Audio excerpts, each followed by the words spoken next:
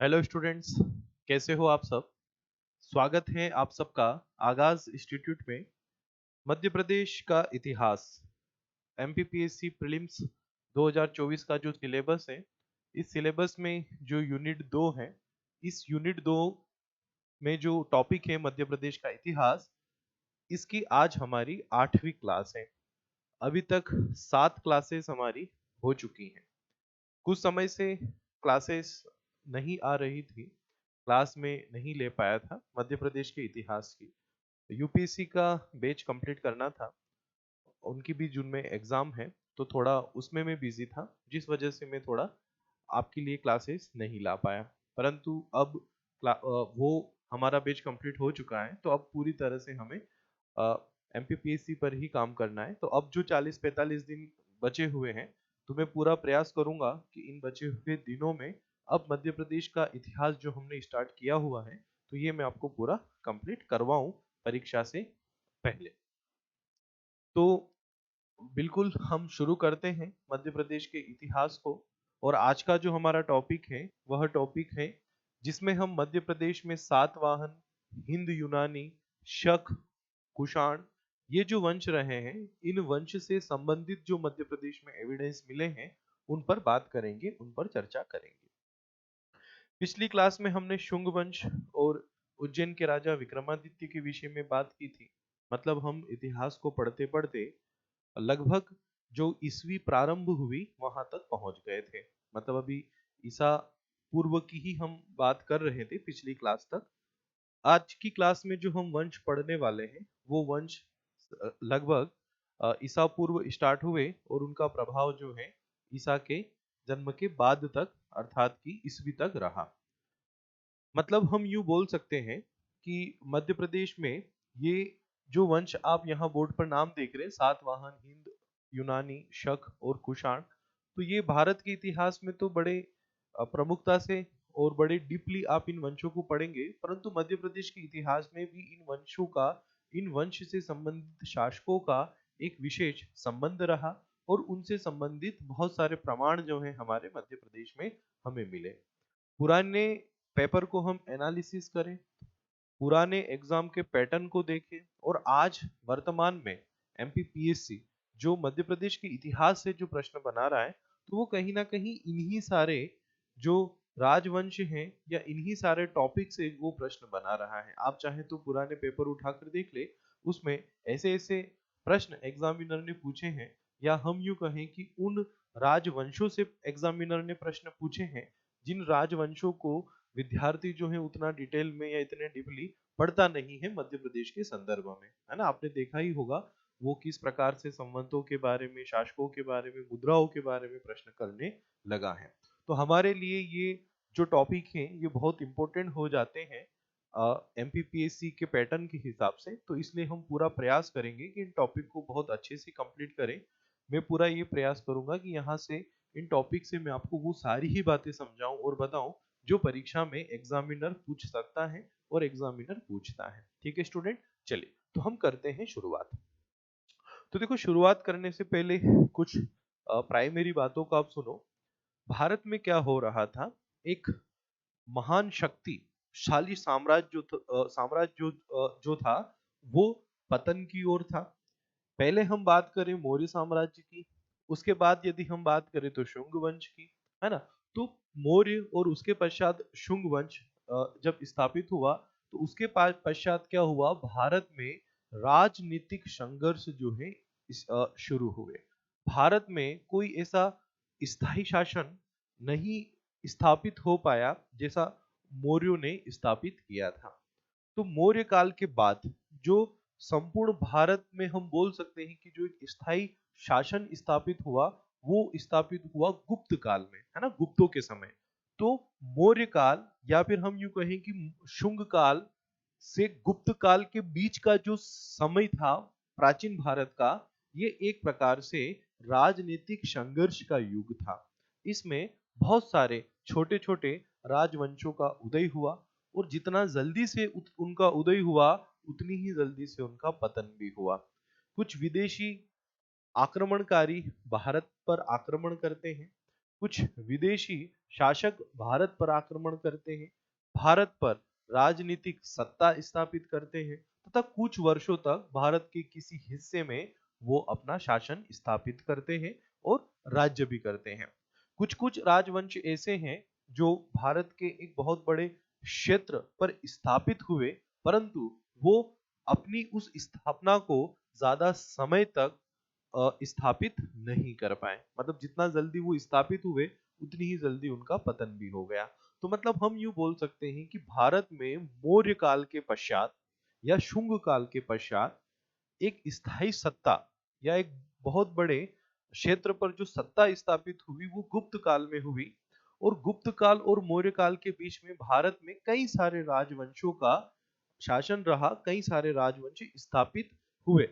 ठीक है, तो उन्हीं राजवंशों में कुछ ये राजवंश हैं सातवाहन, हिंद यूनानी, शक और कुषाण। आगे आप और भी राजवंशों को देखेंगे। तो ये राजवंश जो भारत के अलग अलग हिस्से में स्थापित हुए, है ना, और भी राजवंश स्थापित हुए, परंतु हम उन राजवंशों की बात करेंगे जिनका संबंध मध्य प्रदेश से है ना, जो मध्य प्रदेश से संबंधित है ना। तो भारत में कई सारे छोटे छोटे राजवंशों का उदय हुआ। तो आखिर में इन राजवंशों का मध्य प्रदेश से क्या संबंध रहा, या मध्य प्रदेश में इन राजवंशों से संबंधित हमें क्या क्या एविडेंस मिलते हैं, ये सारी ही बातें हम जो है इस क्लास में पढ़ने वाले हैं, इस क्लास में समझने वाले हैं। ठीक है, चलिए तो करते हैं शुरुआत, समझते हैं इन राजवंशों के विषय में। तो देखो मैंने यहाँ पर लिखा है कि पहली दूसरी शताब्दी में भारतवर्ष कई छोटे छोटे जनपदों में विभक्त हो गया, जिनमें से कुछ हमारे मध्य प्रदेश में स्थित थे। अभी थोड़ी देर पहले मैंने कहा ना कि मौर्यों के पश्चात या शुंग काल के पश्चात भारत में क्या होने लगा, जो जनपद थे, जो छोटे छोटे राज्य थे, वो अपने आप को स्वतंत्र करने लगे। मतलब एक राजनीतिक संघर्ष का काल वहां पर शुरू हुआ। तो उन्हीं में से हमारे मध्य प्रदेश में भी कुछ छोटे छोटे क्षेत्रों में कुछ राज्य स्थापित हुए, जैसे कि त्रिपुरी, वर्तमान जबलपुर में, है ना, एरण, ये जनपद थे सारे, है ना, एरण अर्थात की वर्तमान सागर, वत्स ग्वालियर, दशार्ण विदिशा, चेदी खजुराहो, है ना, ये वर्तमान नाम है और ये उनके उस समय के नाम। नलपुर शिवपुरी, टुंडीकेर दमोह, अनूप निमाण, है ना, जिसमें खंडवा और खरगोन दोनों आते हैं। ठीक है, दशपुर अर्थात की वर्तमान का मंदसौर। तो पहली दूसरी शताब्दी में भारतवर्ष जो है वो कई छोटे छोटे जनपदों में विभक्त हो गया, जिनमें से कुछ जनपद जो है वो मध्य प्रदेश में स्थित थे, और उन जनपदों के नाम यहाँ पर लिखे और उनकी वर्तमान पहचान भी है कि आखिर में ये वर्तमान में जो है ये कहाँ पर है ना। तो अनूप अर्थात की जो पश्चिमी निमाण है, खंडवा और खरगोन वाला वो एरिया, दशपुर अर्थात की वर्तमान मंदसौर। एग्जामिनर यहाँ से प्रश्न कैसे कर सकता है, तो एग्जामिनर यहाँ से ऐसे प्रश्न कर सकता है कि पहली दूसरी शताब्दी में जो भारत कई छोटे छोटे जनपदों में विभक्त हुआ, उन जनपदों में अनूप जनपद वर्तमान मध्य प्रदेश के किस क्षेत्र में स्थित था, है ना, अनूप जनपद। अब वो एग्जामिनर प्रश्न आपको ऑप्शन दे देगा, जबलपुर, अनूपपुर, छिंदवाड़ा, और एक और ऑप्शन होगा खरगोन। तो अब आपको बताना पड़ेगा कि पहली दूसरी शताब्दी में जो अनूप जनपद स्थापित हुआ था वो भारत में कहां पर था, सॉरी मध्य प्रदेश में कहां पर था। तो आपको उत्तर हो जाएगा खंडवा खरगोन, जो भी ऑप्शन में रहे, है ना। तो इस टाइप से एग्जामिनर जो है प्रश्न आपसे कर सकता है, इसलिए आपको ये याद रखना है। इनमें से बहुत सारे नाम तो ऐसे हैं जो वैसे ही आपको याद होंगी ही, कुछ ही नाम ऐसे हैं जैसे दशार्ण हो गया, नलपुर हो गया, तुंडीकेर हो गया, जो आपको याद रखना है एग्जाम के लिए। चलिए अब आगे देखते हैं।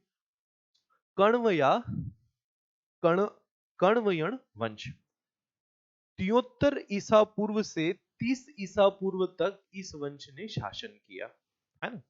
कण्व या कण्वयण वंश, ऐसा कहा जाता है कि शुंगों के पश्चात, है ना, शुंग के पश्चात इस कण्व वंश की सत्ता स्थापित हुई 73 ईसा पूर्व में, और कब तक रही, 30 ईसा पूर्व, मतलब बहुत कम समय के लिए शासन किया।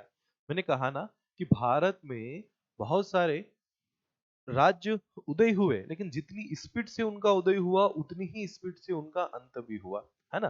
तो शुंग के पश्चात कण्व वंश का उदय होता है, परंतु मात्र कुछ ही वर्षों के लिए, है ना, कुछ ही वर्षों में ये वंश भी जो है समाप्त हो जाता है। तो कण्व वंश से संबंधित मध्य प्रदेश में मिले प्रमाण, तो 73 ईसा पूर्व से 30 ईसा पूर्व तक इस वंश का शासन रहा।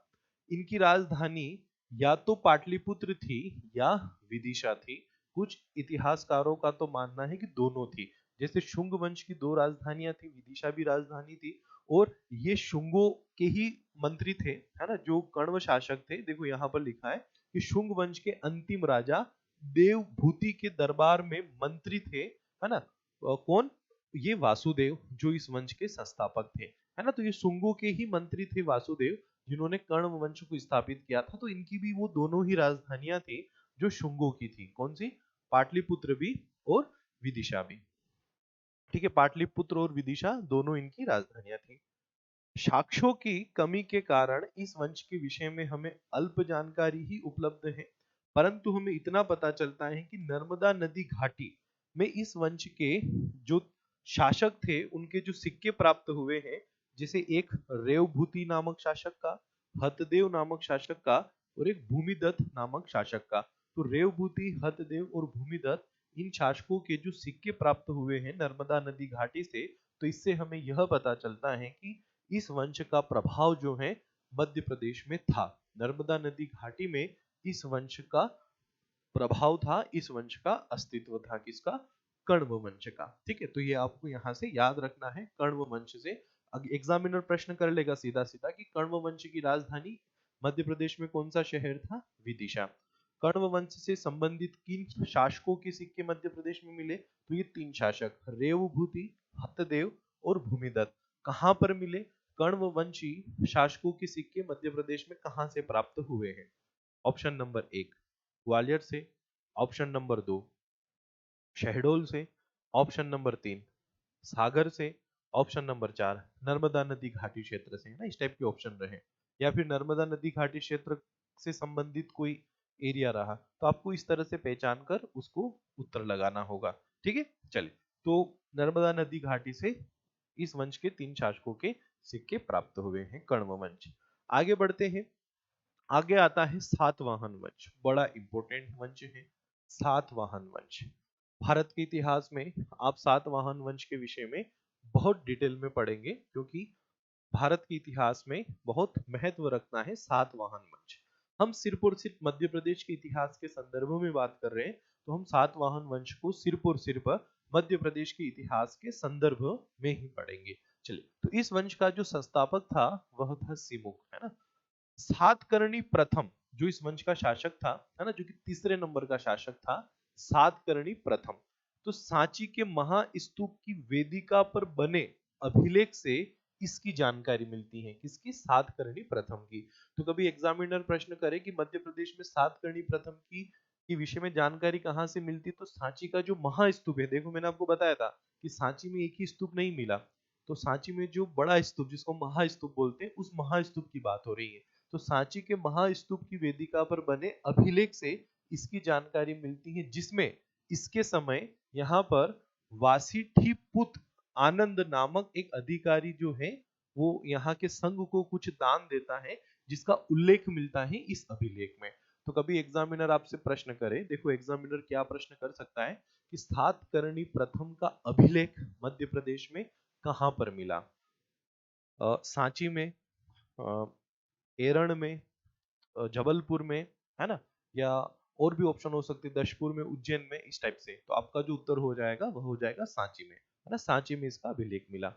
अब जो नानाघाट अभिलेख है, जब आप भारत के इतिहास में पढ़ोगे तो आप इस नानाघाट अभिलेख के बारे में अच्छे से पढ़ोगे। तो नानाघाट अभिलेख में इसकी मध्य प्रदेश विजय का उल्लेख है ना, कि सातकर्णी प्रथम ने मध्य प्रदेश पर विजय प्राप्त की थी। इस चीज का उल्लेख, इस बात का उल्लेख नानाघाट अभिलेख में किया गया है।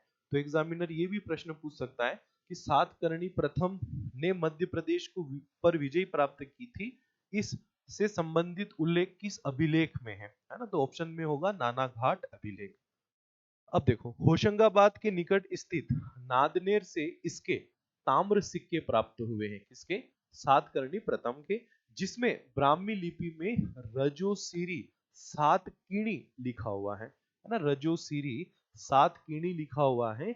होशंगाबाद के निकट नादनेर से इसके सिक्के जो हैं, ताम्र सिक्के जो हैं वो प्राप्त हुए सातकर्णी प्रथम के। तो कभी एग्जामिनर प्रश्न कर ले कि सातकर्णी प्रथम के ताम्र सिक्के कहाँ से प्राप्त हुए हैं, आपका उत्तर हो जाएगा होशंगाबाद के नादनेर से, है ना। होशंगाबाद के नादनेर से इसके सिक्के प्राप्त हुए, ये आपको याद रखना है। सीरी सात, है ना, सीरी सात नामक नामधारी सिक्के जो है वो उज्जैन, देवास, त्रिपुरी, तेवर तथा भेड़ाघाट के उत्खनन से भी प्राप्त हुए हैं। सीरी सात नामक सिक्के, कहा जाता है ये भी सातकर्णी प्रथम के ही थे। हाथी गुम्फा अभिलेख में इसे पश्चिम का स्वामी कहा गया है। हमारा जो मध्य प्रदेश या हम यूं कहें मालवा वाला जो एरिया है, ये पश्चिम भारत में ही आता है और इसे पश्चिम का स्वामी कहा है। मतलब हम यूं बोल सकते हैं कि इनडायरेक्टली हाथी गुम्फा अभिलेख में हमारा जो मध्य प्रदेश है ना, इस मध्य प्रदेश का जो पश्चिमी वाला क्षेत्र है, इस पर सातकर्णी प्रथम का अधिपत्य था, ये बात लिखी गई है किसमें, हाथी गुम्फा अभिलेख में। तो ये आपको सातकर्णी प्रथम के विषय में ये एविडेंस याद रखना है मध्य प्रदेश के संदर्भ में।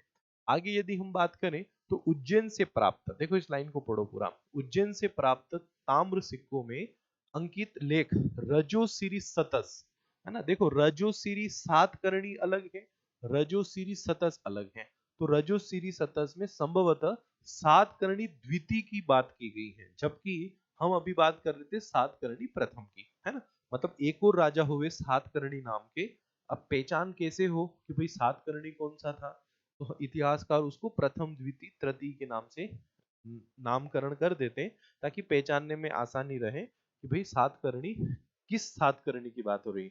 उनका नाम यूं नहीं था कि सातकर्णी प्रथम, तो उनको लोग ऐसे ही बोलते थे कि सातकर्णी प्रथम राजा की जय हो या सातकर्णी द्वितीय राजा की जय हो, उनके लिए तो वो सातकर्णी ही नाम था, है ना।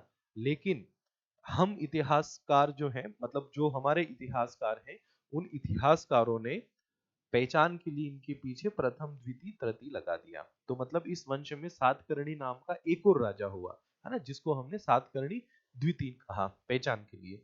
तो रजोसिरी सतस में संभवतः सातकर्णी द्वितीय से संबंधित सिक्के हैं जो उज्जैन में मिले। तो उज्जैन में सिक्के मिले हैं, वो मिले हैं सातकर्णी द्वितीय के, याद रखिएगा। गौतमी पुत्र सातकर्णी के सिक्के उज्जैन तथा होशंगाबाद से प्राप्त हुए, ये प्रश्न व्यापम में पूछा गया है ना। गौतमी पुत्र सातकर्णी के सिक्के कहाँ से प्राप्त हुए, ऑप्शन में उज्जैन था। तो उज्जैन तथा होशंगाबाद से गौतमी पुत्र सातकर्णी के सिक्के प्राप्त हुए हैं। और सांची के बड़े स्तूप की वेदिका पर एक लेख उत्कीर्ण है जिस पर गौतमी पुत्र सातकर्णी का नाम लिखा हुआ है, ठीक है। यज्ञ श्री सातकर्णी के सिक्के देवास, बेसनगर तथा त्रिपुरी से प्राप्त हुए हैं। और कुंभ सातकर्णी का एक सिक्का देवास से मिला है।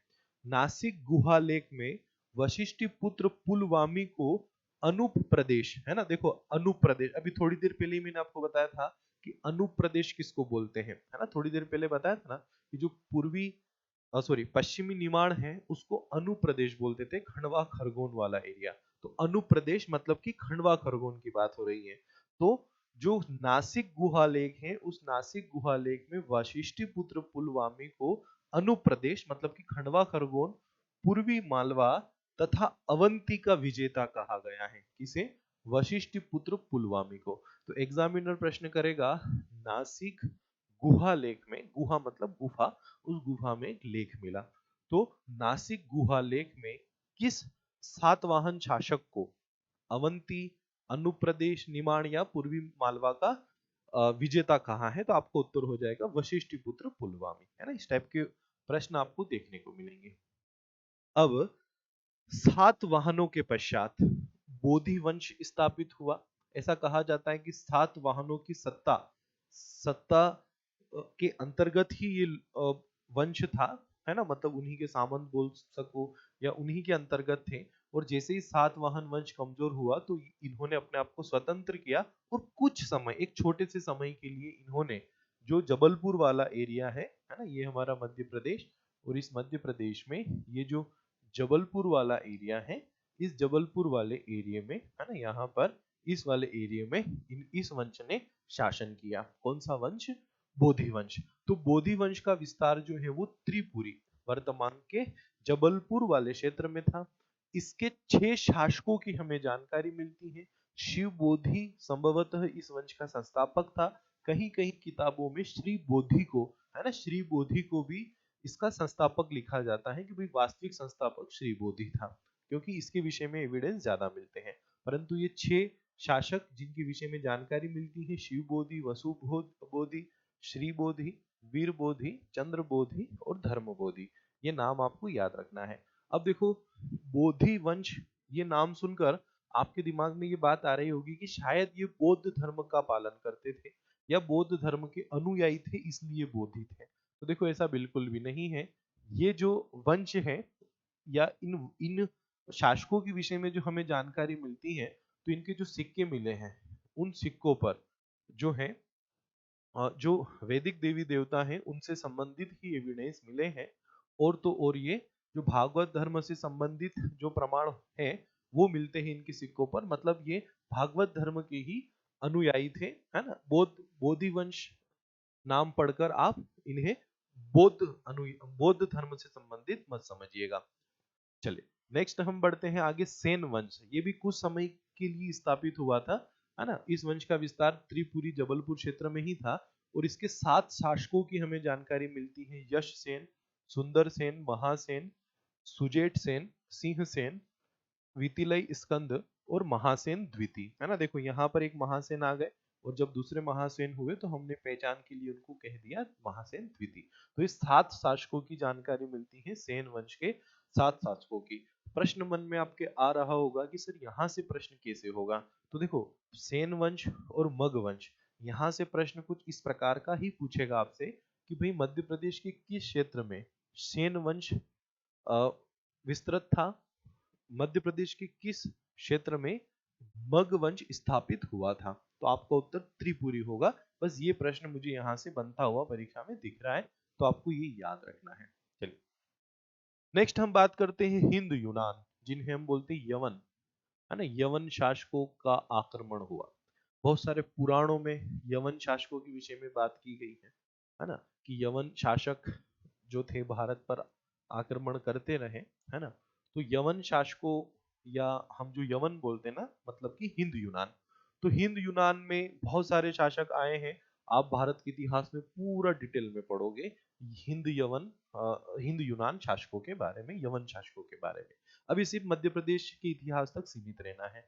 तो डेमेट्रियस जो था इस वंश का शासक, तो इस डेमेट्रियस के कुछ मृद मृद मुद्रांकन, है ना, मृद मतलब मिट्टी के, तो मिट्टी के मुद्रांकन विदिशा से मिले हैं, है ना, जिस पर यज्ञ वगैरह की आकृति वगैरह बनी है। तो जो डेमेट्रियस था, इसके मृद मुद्रांकन हमें विदिशा से मिले, तथा जो मिनेंडर था, है ना, बौद्ध धर्म का अनुयायी था। आपने इसके विषय में सुना भी होगा, मिनेंडर और नागार्जुन के विषय में। मिलिंद पन्हो, आपने कभी भारत का इतिहास पढ़ा हो तो, या आप जब पढ़ोगे तो उसमें मिलिंद पन्हो के विषय में जानेंगे, है ना। इसका एक बौद्ध भिक्षु नागार्जुन का जो प्रश्नोत्तर है, ये प्रश्न पूछता है और वो उत्तर देते हैं, तो वो पूरा बताया गया है मिलिंद पन्हो में। तो ये वही मिनेंडर है ना। तो इस मिनेंडर के कुछ सिक्के हमें बालाघाट से प्राप्त हुए हैं। मतलब ये 2 प्रश्न बहुत इंपॉर्टेंट यहाँ से बन जाते हैं।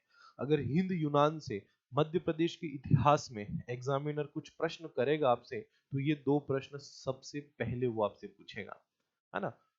क्या पूछेगा कि भाई डेमेट्रियस के विषय में प्रमाण कहाँ से मिलते हैं, उत्तर हो जाएगा विदिशा।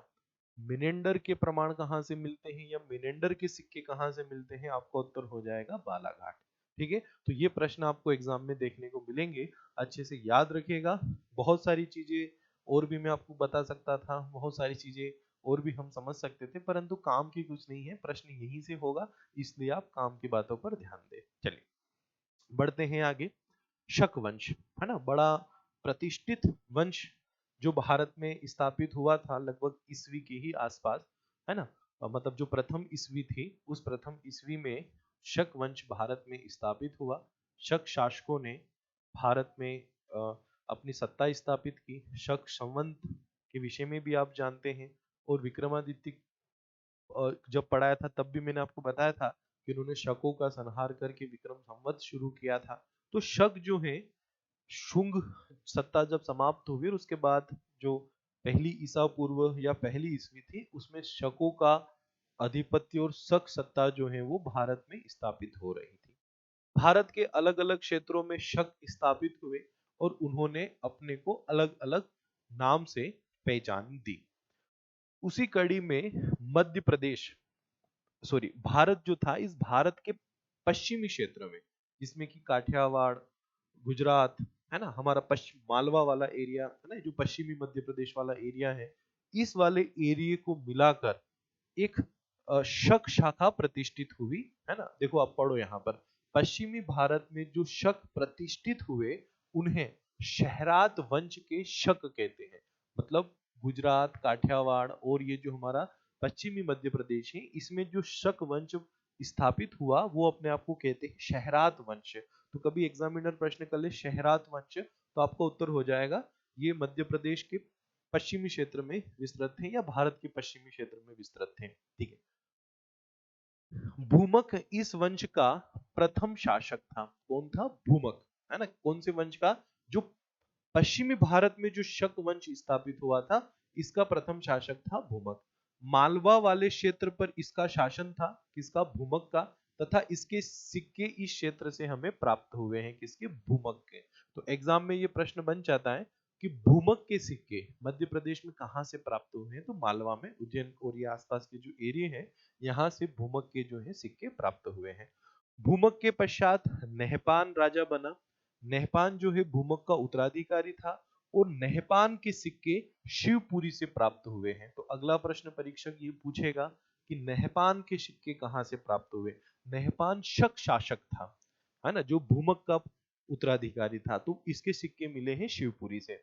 अब देखो एक इंपॉर्टेंट बात सुनिएगा, नहपान द्वारा गौतमी पुत्र की अधीनता स्वीकार करने का उल्लेख मिलता है। मतलब जो हमने सात वाहन देखा था ना, गौतमी पुत्र सातकर्णी, तो गौतमी पुत्र सातकर्णी की अधीनता स्वीकार की थी इस नहपान ने, ये हमें पता चलता है ऐतिहासिक प्रमाणों से। अब देखो आगे पढ़ो, इन मुद्राओं पर, है ना, गौतमीपुत्र अधीनता स्वीकार करने का उल्लेख मिलता है। कहां से? जो शिवपुरी से सिक्के प्राप्त हुए हैं ना, इन सिक्कों से ये प्रमाण मिलता है कि नहपान ने गौतमीपुत्र सातकर्णी की अधीनता स्वीकार की थी। अब शिवपुरी जो सिक्के मिले हैं, इन सिक्कों पर इन दोनों के नाम मिलते हैं। मतलब नहपान का भी नाम मिलता है और गौतमीपुत्र सातकर्णी का भी नाम मिलता है। अब इससे कैसे पता चला कि गौतमीपुत्र सातकर्णी की अधीनता नहपान ने स्वीकार की थी? तो देखो समझो, आपके पास कोई 10 रुपए का नोट है, भारत का नोट है, भारतीय रिजर्व बैंक उस पर लिखा हुआ है, लेकिन मान लीजिए कि कोई दूसरे देश की सील उस पर लगी हो या किसी दूसरे देश के प्रधानमंत्री के सिग्नेचर अपने भारत की रिजर्व बैंक के जो गवर्नर की सिग्नेचर है वहां पर पास में सिग्नेचर हो, तो हम क्या कहेंगे कि शायद इस मुद्रा को इस देश ने एडॉप्ट कर लिया, है ना। मतलब या फिर यहाँ पर इस देश ने कब्जा कर लिया, या भारत के गवर्नर के सिक्के किसी अन्य देश की मुद्रा पर भी हो, तो हम क्या कहेंगे कि भारत ने इस देश को अपने कब्जे में कर लिया। तो जो नहपान ने जो सिक्के चलाए थे, नहपान के जो सिक्के थे, उन सिक्कों पर गौतमीपुत्र सातकर्णी का भी नाम लिखा हुआ है।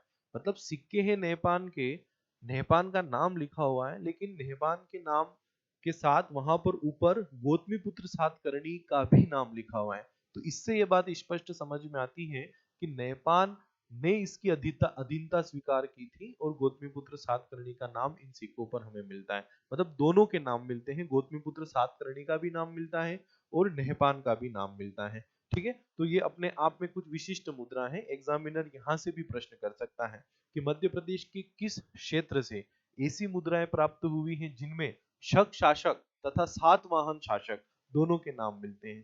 तो शक शासक नहपान और सातवाहन शासक गौतमीपुत्र सातकर्णी, दोनों के नाम मिलते हैं, वो मिलते हैं शिवपुरी से। ठीक है, याद रखेगा। अब उज्जैन से महू, महू वो जो अभी महू जो इंदौर के पास में जो महू है उसकी बात नहीं हो रही है ना। आप सुनो इसको, उज्जैन से महू, दास एवं सोम नामधारी सिक्के प्राप्त हुए। मतलब ये किसी राजा का नाम था। महू, दास एवं सोम नामधारी सिक्के जो हैं वो प्राप्त हुए हैं और विद्वानों ने इन्हें शक वंश का ही माना है कि भाई ये जो महू, दास और सोम नामधारी सिक्के जो मिले हैं उज्जैन से, तो ये शक शासक के ही सिक्के थे। तो एग्जामिनर कभी पूछे कि भाई महू नामक सिक्के कहाँ से मिले, तो उज्जैन से, है ना। महू, दास या सोमधारी सिक्के कहाँ से मिले हैं, तो वो मिले हैं उज्जैन से। ये आपको याद रखना है, एग्जामिनर जो है वो आपसे इस टाइप का प्रश्न पूछ सकता है। अब देखो, शकों की एक शाखा उज्जैन में स्थापित हुई।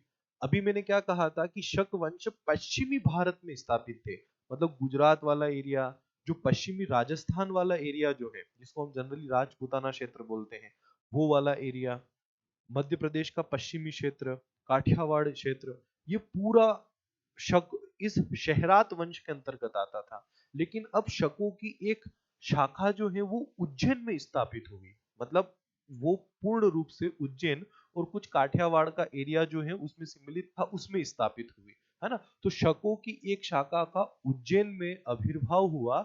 यह शाखा उज्जैन तथा काठियावाड़ में शासन करती थी।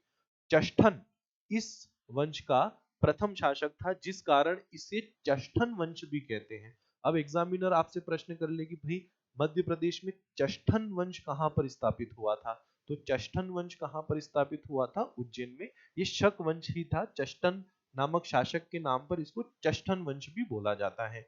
उज्जैन एवं शिवपुरी से इस चष्ठन के सिक्के प्राप्त हुए हैं। इसकी मृत्यु के पश्चात इसके पुत्र जय दामन, है ना, चष्टन का बेटा था जय दामन, जिसकी अल्प आयु में ही मृत्यु हो गई थी। फिर चष्टन के पश्चात जय दामन का बेटा रुद्र दामन जो है वो शासक बनता है, और इस रुद्र दामन जो है वो शासक बना। और रेपसन एक इतिहासकार है, तो रेपसन के अनुसार इसने वशिष्ठ पुत्र पुलवामी को हराकर साम्राज्य विस्तार किया था। ये वही वशिष्ठ पुत्र पुलवामी है जिसके विषय में अभी थोड़ी देर पहले हमने बात की कि इसे मध्य प्रदेश का विजेता कहा गया, या मध्य प्रदेश के विजयी की बात की गई। तो इसी वशिष्ठ पुत्र पुलवामी को हराकर रुद्रदामन ने जो है वो विस्तार किया था अपने साम्राज्य का। तो एग्जामिनर अगर प्रश्न कर ले कि भाई उज्जैन के शासक, है ना, ये उज्जैन का राजा था, उज्जैन को इसने राजधानी बनाया था, है ना। मैंने अभी ऊपर क्या बताया कि भाई उज्जैन तथा काठियावाड़ में शासन करती थी कौन, ये चष्टन वंश की शाखा, शकों की एक शाखा। लेकिन उज्जैन को राजधानी बनाया था रुद्रदामन ने। तो उज्जैन का राजा रुद्रदामन वशिष्ठ पुत्र पुलवामी को हराकर अपने साम्राज्य का विस्तार करता है। तो रुद्रदामन की राजधानी कौन सी थी, आपका उत्तर हो जाएगा उज्जैन। और ये प्रश्न भी पूछा गया है पुरानी परीक्षा में, ठीक है। सांची, सिवनी, बेसनगर, आवरा जो कि मंदसौर में है, और सोनपुर, है ना, जो कि छिंदवाड़ा से में है, यहाँ से 670 सिक्के मिले हैं, है ना। तो सांची, सिवनी, बेसनगर, आवरा और सोनपुर, है ना, जो छिंदवाड़ा में है, यहाँ से क्या है, शक शासकों के सिक्के प्राप्त हुए हैं। छिंदवाड़ा से, इस सोनपुर से तो 670 सिक्के मिले हैं शक शासकों के, ठीक है। तो ये शक शासकों के विषय में कुछ बातें हुई। अब हम बात करते हैं कुषाण वंश के बारे में, कुषाण शासकों के विषय में। तो देखो, कुषाण वंश का संस्थापक कुजुल कड़फिसेस था। भारत के इतिहास में आप और डिटेल में पढ़ेंगे। सांची के अभिलेख के अनुसार हुविक्स के शासन काल में दुहिता मधुकरी ने एक बौद्ध प्रतिमा का निर्माण करवाया था, जो कि गांधार शैली में निर्मित थी तथा जबलपुर के भेड़ाघाट नामक स्थान से प्राप्त हुई, है ना। तो सांची के अभिलेख में मतलब ये इस बात का उल्लेख है कि भाई गांधार शैली में बौद्ध की प्रतिमा बनवाई थी, और जो कि जबलपुर के भेड़ाघाट से जो है वो प्राप्त हुई है, ठीक है। ये वाली मूर्ति आप देख सकते हो यहाँ पर, है ना। ये वो बौद्ध प्रतिमा है जो जबलपुर से प्राप्त हुई है, कुषाण कालीन गांधार शैली में बनी हुई, जिसके बारे में अभी मैंने आपको बताया था। ये वो प्रतिमा है ना, ठीक है। अब देखो, विम कडफिसेस का एक सिक्का विदिशा। अब एग्जामिनर प्रश्न करता है, विम कडफिसेस, है ना, जो कि कुषाण वंश का शासक था, इसका सिक्का कहां से प्राप्त हुआ, तो विदिशा से। हुविस्क के सिक्के हरदा शहडोल से, है ना, हुविस्क भी एक शासक का नाम है। तथा वासुदेव प्रथम के सिक्के जबलपुर के तेवर से प्राप्त हुए हैं। शहडोल से कुषाण शासकों के 757 सिक्के प्राप्त हुए हैं, जिनमें 44 सिक्के जो है वो विम कडफिसेस के हैं। ये विम कडफिसेस, है ना, जिसका सिक्का जो है हमें विदिशा से मिला, इस विम कडफिसेस के 44 सिक्के जो है हमें शहडोल से प्राप्त हुए और शहडोल से कुषाण शासकों के 757 सिक्के मिले हैं। तो कभी एग्जामिनर प्रश्न कर ले कि मध्य प्रदेश के किस स्थान पर कुषाण शासकों के 757 सिक्के मिले हैं, आपका उत्तर हो जाएगा शहडोल। चलिए आगे बात करते हैं। शहडोल से कनिष्क के 324 सिक्के मिले हैं, है ना। कनिष्क जो है वो इसी वंश का शासक था। भारत के इतिहास में आप कनिष्क के बारे में और भी डिटेल में पढ़ेंगे। चलिए, वासिष्क का अभिलेख सांची से प्राप्त हुआ, जिस पर 106 ईस्वी अंकित है। मतलब वासिष्क जो है वो 106 ईस्वी में राज कर रहा था। कनिष्क द्वितीय का सिक्का हरदा से प्राप्त हुआ है। वासुदेव प्रथम अंतिम कुषाण शासक था, है ना। वासुदेव प्रथम जो है वो अंतिम कुषाण शासक था, जिसके लेख मध्य प्रदेश में जबलपुर के भेड़ाघाट व एक ताम्र सिक्का जबलपुर की तेवर से प्राप्त हुआ है। किसका? वासुदेव प्रथम का। और जबलपुर के ग्वारी घाट से कुषाण कालीन बौद्ध प्रतिमाएं जो है वो प्राप्त हुई है। और ये कुषाण कालीन बौद्ध प्रतिमा है जिसके विषय में अभी मैंने आपको बताया, जिसके विषय में अभी हमने बात की।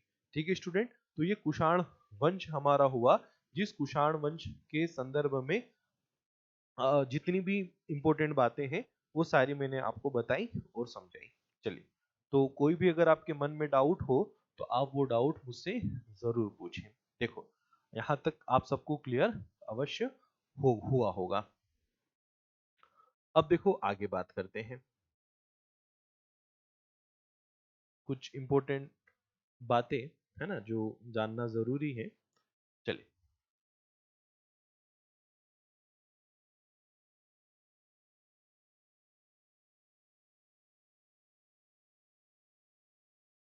अब देखो, जो कुषाण वंश था, इस कुषाण वंश का जो अंतिम शासक मैंने आपको बताया कि वासुदेव प्रथम था।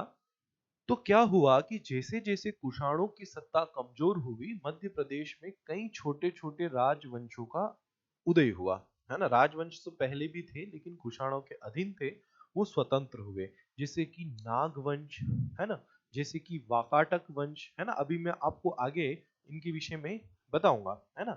तो मग वंश, नाग वंश, वाकाटक वंश, ऐसे छोटे छोटे राज्य मध्य प्रदेश में जिनका आविर्भाव हुआ, और उन शासकों ने कुषाणों को मध्य प्रदेश से खदेड़ा, या हम यूं कहेंगे कि कुषाणों को यहां से बाहर निकाला।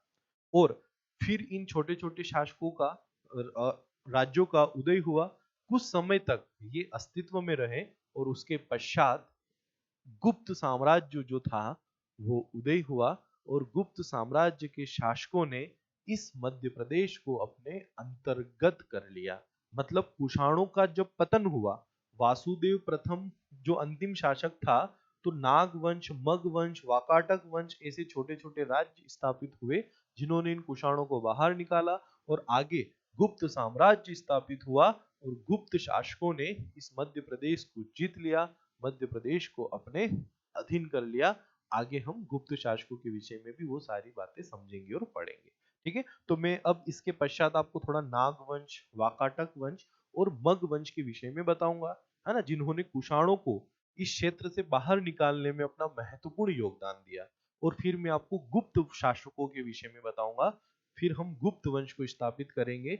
और गुप्त वंश मध्य प्रदेश के इतिहास में बहुत इंपॉर्टेंट है, क्योंकि बहुत सारे प्रश्न इस गुप्त वंश से एग्जामिनर जो है वो पूछता है। क्योंकि गुप्त शासकों ने मध्य प्रदेश में बहुत बड़ा योगदान दिया साहित्य के सॉरी वास्तुकला के क्षेत्र में भी, यदि हम देखें, है ना, तो गुप्त शासकों का बहुत योगदान रहा। हम पूरा गुप्त वंश पढ़ेंगे, सारी चीजें समझेंगे। ठीक है, तो यहां तक हमारा ये कंप्लीट हुआ, है ना। नेक्स्ट क्लास में मैं आपको नाग वंश, मग वंश, इन वंशों के विषय में बताकर फिर उसके बाद हम गुप्त वंश को स्टार्ट करेंगे। चलिए, तो यहाँ तक सभी को क्लियर है, या कोई भी डाउट है किसी को? अगर कोई डाउट है तो आप मुझसे पूछ सकते हैं। चलिए, तो मिलते हैं हम अगली क्लास में। तब तक के लिए सभी को good day, goodbye, all the best, है ना। और कोई भी डाउट हो तो आप मुझे मैसेज कीजिएगा, कमेंट कीजिएगा। ठीक है, और अब हम पूरा प्रयास करेंगे कि डेली आपको क्लास मिलती रहे, और मध्य प्रदेश का इतिहास जो है हम जितना जल्दी हो सके उतना जल्दी इसको कंप्लीट कर लें। चलिए स्टूडेंट, ऑल द बेस्ट।